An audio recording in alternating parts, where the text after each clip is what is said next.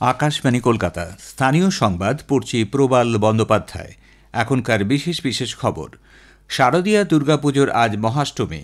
মণ্ডপে মণ্ডপে ও বনেদি বাড়িগুলিতে শুরু হয়ে গেছে মহাষ্টমী বিহিত পুজোর প্রস্তুতি। সপ্তমীর রাতভোর মহানগরীর বিভিন্ন নামী পুজো মণ্ডপগুলিতে ছিল উপচে পড়া ভিড়। বিভিন্ন জেলাতেও চোখে পড়েছে একই ছবি। যাত্রী সাধারণের সুবিধার্থে পুজোর দিনগুলিতে পূর্ব রেলের হাওড়া ডিভিশন 1 অক্টোবর পর্যন্ত 8টি অতিরিক্ত ট্রেন চালাচ্ছে। মেট্রো রেলও বিভিন্ন লাইনে নবমী পর্যন্ত সারা রাত বিশেষ ট্রেন পরিষেবা দিচ্ছে। রাজ্যের সব জেলাতেই 2 অক্টোবর থেকে 5 অক্টোবর হালকা থেকে মাঝারি বৃষ্টিপাতের পূর্বাভাস দিয়েছে আবহাওয়া দপ্তর। পর্যাপ্ত নিরাপত্তার আশ্বাস না মেলায় এএফসি কাপ ফুটবল খেলতে ইরান গেল না মোহনবাগান সুপার জায়ান্ট। আসছে বিস্তারিত খবরে।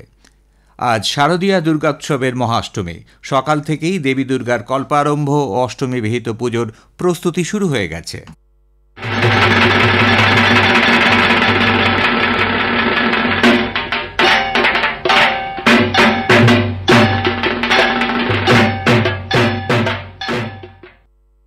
মহাষ্টমীতে অনেক জায়গায় কুমারী পুজোর আয়োজন করা হয়েছে। কুমারী বালিকার মধ্যে বিশুদ্ধ নারীর রূপ কল্পনা করে তাকে দেবী জ্ঞানে পুজো করেন ভক্তমণ্ডলী। বেলুর মঠে যথোচিত ধর্মীয় আচার অনুষ্ঠানের মধ্যে দিয়ে পালিত হচ্ছে অষ্টমী পুজো। অন্যান্য বারের মতো এবারেও মঠে কুমারী পুজোর আয়োজন করা হয়েছে। কুমারী পুজো দেখতে সকাল থেকে অগণিত ভক্ত বেলুর মঠে ভিড় করেছেন। বাগবাজার সহ অন্যত্র আজ বীরাষ্টমী পালন করা হচ্ছে। অষ্টমী তিথি আজ বেলায় শেষ হবে, তার 24 মিনিট আগে থেকে শুরু হবে সন্ধি পুজো। জেলাগুলিতেও চলছে মহাষ্টমী পুজোর প্রস্তুতি। এদিকে আবহাওয়া অনুকূল থাকায় সপ্তমীর রাতভর মেট্রো ও শহরতলির ট্রেন পরিষেবা চালু থাকায় উত্তর থেকে দক্ষিণ বা পূর্ব থেকে পশ্চিমে পুরস্কার জিতে নেওয়া শ্রেষ্ঠ মণ্ডপে ছিল অবিরাম জনস্রোত। কোথাও সাবেকিয়ানা, কোথাও আবার থিমের চমক। রাত বাড়ার সঙ্গে সঙ্গে পাল্লা দিয়ে বেড়েছে দর্শনার্থীদের উপচে পড়া ভিড়। সকালে ক্লান্ত শরীরে অনেকেই এখন ঘরমুখ। জেলার বিভিন্ন পুজো মণ্ডপে সপ্তমীর রাতে ছিল জনস্রোত। আলোকসজ্জা ও মণ্ডপের অভিনবত্বে প্রতিটি পুজোই স্বতন্ত্রতার দাবি রাখে। নদিয়ার অন্যতম আকর্ষণ কৃষ্ণনগর রাজবাড়ির পুজো। পঙ্খ অলঙ্কৃত রাজবাড়ির নাট মন্দিরে পূজিত হয় রাজরাজেশ্বরী। এখনও সাবেকি নানান রীতি মেনে চলে এই পুজো। রানাঘাট সড়কপাড়ার একের পল্লী দুর্গোৎসব এবারে 82 বছরে পড়েছে। রানাঘাট মাহুতপাড়ায় নবকল্যাণ সংঘের পুজো এবার পড়ল 75 বছরে। পরিবেশ বান্ধব পাটজাত দ্রব্য নিয়ে মণ্ডপসজ্জা করা হয়েছে সেখানে। তাহেরপুর, বাতকুল্লা, রানাঘাটের মণ্ডপগুলিতে গত সন্ধ্যায় দর্শনার্থীদের ঢল নামে। ভারত সরকার স্বীকৃত পর্যটন গ্রাম মুর্শিদাবাদের কথিত সতীপীঠ কিরিটেশ্বরী মন্দিরে রাজরাজেশ্বরীর পুজোয় মুসলিম প্রজার বাড়ি থেকে কাপড় পরে আসে বিশেষ মাছ। তাতেই রান্না হয় মাহের ভোগ। মহাষ্টমীর দিন গুপ্ত মন্দিরে অধিষ্ঠাত্রী দেবী রাজরাজেশ্বরী রূপে পূজিত হন। 400 বছরের বেশি পুরনো লৌকিক এই উৎসব সম্প্রীতির উৎসব হিসেবে মুর্শিদাবাদ জেলায় খ্যাতি পেয়েছে। পূর্বপুরুষদের ঐতিহ্য বজায় রেখে 350 বছর ধরে পুজো হয়ে আসছে মালদায় আদি কংস বণিক সম্প্রদায়ের দুর্গাপুজো। এখানে পুজোর নৈবেদ্যের আয়োজন থেকে সমস্ত কিছু দায়িত্ব পালন করেন পুরুষেরা। মহিলার শুধু পুজোর আনন্দে সামিল হন। জলপাইগুড়ি জেলার মহাষ্টমীতে রামকৃষ্ণ মিশন আশ্রমের কুমারী পুজো দেখতে ভিড় যেমন অসংখ্য ভক্তবৃন্দ, পাশাপাশি রাজবাড়ির কুমারী পুজো হয়ে আসছে 516 বছর ধরে। পুজোর মধ্যে অশান্তি এড়াতে মুর্শিদাবাদের শামসেরগঞ্জ এলাকা জুড়ে লাগানো হয়েছে সিসিটিভি। শামসেরগঞ্জ থানায় খোলা হয়েছে কন্ট্রোল রুম। উল্লেখ্য, চলতি বছর 9 এপ্রিল থেকে ওয়াকফ আইনের বিরোধিতায় যে আন্দোলন গড়ে ওঠে তা দাঙ্গার রূপ নেয়। বহু বাড়িতে অগ্নিসংযোগ, ভাঙচুর, লুটপাটের ঘটনা ঘটে। প্রায় 289টি পরিবার ক্ষতিগ্রস্ত হয়। এই ঘটনার প্রেক্ষিতে মুর্শিদাবাদ ও জঙ্গিপুরের 2 পুলিশ জেলার পুলিশ সুপারকে বদলি করে দেওয়া হয়। আবহাওয়া অনুকূল থাকায় এবছরে পদ্মের দাম যথেষ্ট কম। অষ্টমীতে এক একটি পদ্ম মিলছে 10 টাকায়। সারা বাংলা ফুল চাষি ও ফুল ব্যবসায়ী সমিতির সাধারণ সম্পাদক নারায়ণচন্দ্র নায়ক বলেন, অন্যান্য বছরের তুলনায় এবছর পদ্মের ব্যাপক ফলন হয়। কলকাতার মল্লিকঘাট, ফুলবাজার সহ রাজ্যের বিভিন্ন জেলাগুলির ফুলবাজারে পদ্মের দাম কমেছে। অষ্টমীতে 108টি করে পদ্ম আবশ্যিক। সেই পদ্ম এবছর পুজোর উদ্যোক্তারা খুব কম পয়সাতেই সংগ্রহ করতে পারবে। তবে পদ্মের দাম পুজোর উদ্যোক্তাদের আয়ত্তের মধ্যে থাকলেও অন্যান্য যে সমস্ত ফুল লাগে, যেমন রজনীগন্ধা, গাঁদা, অপরাজিতা, দোপাটি সহ বিভিন্ন ঝুরো ফুল, সেই ফুলের দামও কিন্তু অনেকটাই চড়া আজকের বাজারে। সোনার গয়নায় সাজানো শহরের ১৩টি প্রতিমার নিরাপত্তায় কলকাতা পুলিশ বিশেষ ব্যবস্থা গ্রহণ করেছে। ১৩টির মধ্যে ১১টি মণ্ডপে ২ জন করে সশস্ত্র পুলিশ মোতায়েন থাকছে। মধ্য কলকাতার মুচিপাড়া ও বেনিয়াপুকুর এলাকার ২টি মণ্ডপে ২ জন করে সশস্ত্র পুলিশ ছাড়াও ২ জন পুলিশ আধিকারিক টহল দিচ্ছেন। এছাড়াও পুজো মণ্ডপগুলিতে সিসিটিভির মাধ্যমে নজরদারি চালানো হচ্ছে। এই উৎসব বাঙালির প্রাণের উৎসব। সমাজের সর্বস্তরের সব রকম মানুষের অংশগ্রহণেই এর সার্থকতা।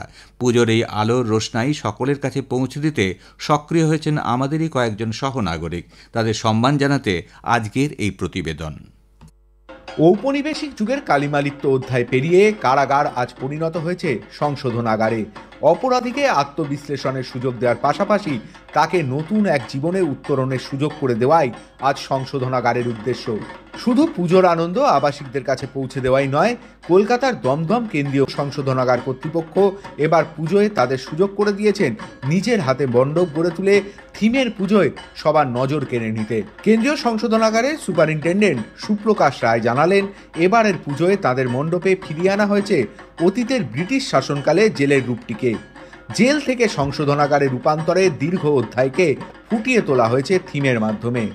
অর্থাৎ আবাসিকদের পুজোটা হচ্ছে সার্বজনীন বলতে যা বোঝায়, বাইরের একটি সার্বজনীন পুজোর থেকে এইটা সর্বোচ্চ পর্যায়ে সার্বজনীন। কারণ এখানে শুধু ভারতবাসীরা নয়, এখানে বিদেশিরাও আছে এবং এই উৎসবটা কেমন হয় তারা এর আগেও দেখেছে। পুজোর ৪-৫টা দিন তারা প্রচণ্ড আনন্দ করার জন্য উদ্গ্রীব থাকে। ফেলে দেওয়া জিনিস থেকে আমাদের আবাসিকরাই সেগুলোকে মণ্ডপ সজ্জা সাজিয়ে রেখেছে। পোলাও হবে, খাসির মাংস হবে, রুই মাছের কালিয়া হবে, ফুলকপির রোস্ট হবে, এরকম বেশ কিছু ভালো ভালো আইটেম এই কদিন থাকে। তেমনি সকালের ব্রেড আছে, পায়েস আছে, কচুরি আছে, যেগুলো সাধারণত হয় না, ফ্রাইড রাইস আছে। নিজেদের হাতে মণ্ডপ সাজিয়ে তুলতে পেরে খুশি আজীবন সংশোধনাগারের ৪ দেওয়ালে কাটানোর সাজাপ্রাপ্ত বন্দীরাও। আমরা তো ভালোভাবে কাটাচ্ছি। এখন স্যার আমাদের বাইরে বের করেছে, বাইরে এই যে ভিডিওটা হচ্ছে, আমাদের যে কজন প্রবাসী ভাইরা আছে সে কজন বের করেছে আমাদের কাজের জন্য, পুজোর জন্য সবসময় আমাদের। অরিজিৎ দত্ত ও সন্দীপন দাশগুপ্তর সঙ্গে অভিরূপ ভট্টাচার্য, আকাশবাণী সংবাদ, কলকাতা। স্থানীয় সংবাদ শুনছেন আকাশবাণী কলকাতা কেন্দ্র থেকে। আমাদের সংবাদ শোনা যাবে ইউটিউব চ্যানেল আকাশবাণী সংবাদ বাংলা, ফেসবুক ও ইনস্টাগ্রাম আকাশবাণী সংবাদ কলকাতা এবং এক্স হ্যান্ডেল AIR নিউজ কলকাতাতে। পুজোর দিনগুলিতে যাত্রীদের সুবিধার্থে পূর্ব রেলের হাওড়া ডিভিশন গত রাত থেকে ১ অক্টোবর রাত পর্যন্ত শহরতলির ব্যান্ডেল, তারকেশ্বর এবং বর্ধমান মেইন এবং কড লাইনে মোট ৮টি অতিরিক্ত EMU ট্রেন চালাবে। ট্রেনগুলি রাত ১:৩০ থেকে ২:৩০ মধ্যে ছাড়বে। এছাড়া দুর্গাপুজো উপলক্ষে ২রা অক্টোবর পর্যন্ত, লক্ষ্মী পুজোর জন্য ৬ অক্টোবর এবং কালী পুজো উপলক্ষে আগামী ২০ অক্টোবর বিকেল ৩টে পর্যন্ত হাওড়া ডিভিশনের সমস্ত EMU লোকাল রবিবারের সময়সূচি অনুসারে চালানো হবে বলে রেল সূত্রের খবর। দর্শনার্থীদের সুবিধার্থে মেট্রো রেল তাদের বিভিন্ন রুটে পুজোর ৩ দিন ভোর রাত পর্যন্ত বিশেষ ট্রেন চালাচ্ছে। নবমী পর্যন্ত শহীদ ক্ষুদিরাম ও দক্ষিণেশ্বরের মধ্যে দুপুর ১টা থেকে পরদিন ভোর ৪টে পর্যন্ত আপ ও ডাউন মিলিয়ে মোট ২৪৬টি ট্রেন চালানো হবে। এই দিনগুলিতে হাওড়া ময়দান থেকে সেক্টর ৫ অর্থাৎ গ্রিন লাইনে দুপুর ১:৩০ থেকে ভোর ৪:১৮ পর্যন্ত আপ ও ডাউনে মোট ১৯২টি, ইয়েলো লাইন অর্থাৎ নোয়াপাড়া থেকে জয়হিন্দ বিমানবন্দরের মধ্যে দুপুর ৩টে থেকে রাত ১০টা ৫০ পর্যন্ত ৬২টি ট্রেন চলবে। সেবা ও সুশাসন অর্থাৎ জনসেবা এবং সুশাসনের মন্ত্রে পরিচালিত হয়ে প্রধানমন্ত্রী নরেন্দ্র মোদীর নেতৃত্বে সরকার রূপান্তর ও অগ্রগতি আনতে অক্লান্ত পরিশ্রম করে চলেছে। আজ এই বিশেষ সেবা পর্বে আমরা আপনাদের সামনে তুলে ধরছি কিভাবে মোদী সরকার শিক্ষাক্ষেত্রে সংস্কারের মাধ্যমে ভারতের যুব সমাজকে ক্ষমতায়িত করেছে এবং জাতিকে জ্ঞানের পরাশক্তিতে পরিণত করতে সাহায্য করেছে। একটি প্রতিবেদন। ভালো শিক্ষা, আধুনিক দক্ষতা প্রশিক্ষণ, কর্মসংস্থান এবং প্রয়োজনীয় সাহায্য প্রদানের মাধ্যমে বিগত ১১ বছর ধরে প্রধানমন্ত্রী নরেন্দ্র মোদীর নেতৃত্বাধীন সরকার সফল উদ্যোগপতি তৈরি করে চলেছে। এই সময় শিক্ষা ব্যবস্থাকে শক্তিশালী করার লক্ষ্যে বিদ্যালয় স্তর থেকে বিশ্ববিদ্যালয় পর্যন্ত ব্যাপক অগ্রগতি করা হচ্ছে। নিপুণ ভারত মিশন, PM শ্রী যোজনা, national curriculum framework, national credit ফ্রেমওয়ার্কের মতো কর্মসূচির মাধ্যমে শিক্ষা ব্যবস্থাকে আন্তর্জাতিক মানের করে গড়ে তোলা হচ্ছে এবং বহু বিষয়ে নতুনভাবে পঠন পাঠন চালু করা হচ্ছে। নতুন নতুন IIT, IIM এবং এইমস তৈরি করা হচ্ছে। বিদ্যালয় শিক্ষা ব্যবস্থা এবং উচ্চশিক্ষা ব্যবস্থা, যার মধ্যে কারিগরি শিক্ষাও রয়েছে, তার সংস্কারের উদ্দেশ্যে 2020 সালের জুলাইয়ে জাতীয় শিক্ষানীতি নিয়ে আসে সরকার। চলতি বছরের 29 29শে এপ্রিল নতুন দিল্লির ইউগাম কনক্লেভে প্রধানমন্ত্রী নরেন্দ্র মোদী বলেন 21 শতকের প্রয়োজনীয়তার কথা মাথায় রেখে দেশের শিক্ষা ব্যবস্থার আধুনিকীকরণ করা হচ্ছে। देश में नई नेशनल एजुकेशन पॉलिसी लाई गई है। इसे शिक्षा के ग्लोबल स्टैंडर्ड्स को ध्यान में रखकर तैयार किया गया है। नई एजुकेशन पॉलिसी आने के बाद हम भारतीय एजुकेशन सिस्टम में बड़ा बदलाव भी देख रहे हैं। সরকারের চেষ্টায় বিশ্ববিদ্যালয় সহ দেশের উচ্চশিক্ষা প্রতিষ্ঠানের সংখ্যা 2014-15 সালে যেখানে ছিল 51,000-এর বেশি, সেটি এখন 70,000 ছাড়িয়ে গেছে। চিকিৎসা শিক্ষা ব্যবস্থাকেও শক্তিশালী করা হয়েছে। 2014 সাল থেকে এইমসের সংখ্যা 7 থেকে বেড়ে হয়েছে 23। মেডিকেল কলেজের সংখ্যা 387 থেকে বেড়ে 2000 ছাড়িয়ে গেছে। এই প্রচেষ্টাগুলির মাধ্যমে ভারত তার যুবশক্তির ক্ষমতাকে ঐক্যবদ্ধ করছে এবং এক শক্তিশালী ও উন্নত ভারত গড়ে তোলার লক্ষ্যে এগিয়ে চলেছে।